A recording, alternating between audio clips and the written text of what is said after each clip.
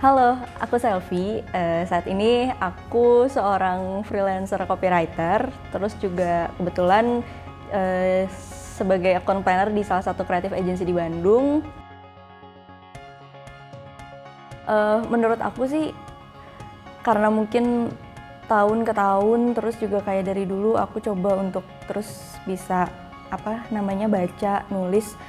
Aku ngerasa kayak sadar nggak sadar kita tuh bakal selalu haus sama ilmu gitu, dan ketika aku membaca dan beres satu buku gitu, setelahnya aku kayak nemu titik di mana oh ternyata ini nih gitu ilmu yang kayaknya nggak bisa aku dapet ketika aku ngobrol sama orang gitu.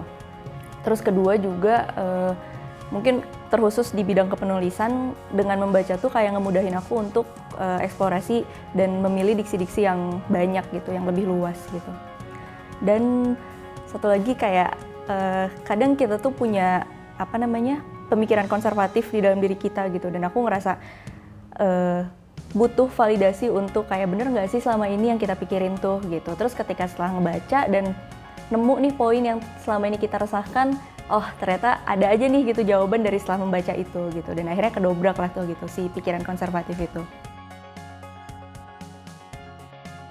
Biasanya sih dengan membawa buku kemana-mana gitu, walaupun sebenarnya nggak dibaca tiap hari atau mungkin nggak dibaca berjam-jam gitu, tapi at least dalam 5 atau 10 menit biasanya nyobain untuk ngebiasain baca si buku itu gitu. Dan walaupun kadang kita ngerasa males gitu, atau kayak udahlah mending ngobrol daripada baca gitu, tapi setelah ngebaca tuh ada aja di dalam satu halaman satu poin atau satu kalimat yang jadinya bisa jadi kepikiran gitu, atau mungkin ada satu statement dalam satu buku itu, satu halaman itu, terus itu tuh jadi malah topik yang dalam hari itu tuh kita nggak nemuin topik itu di interaksi kita sama orang gitu.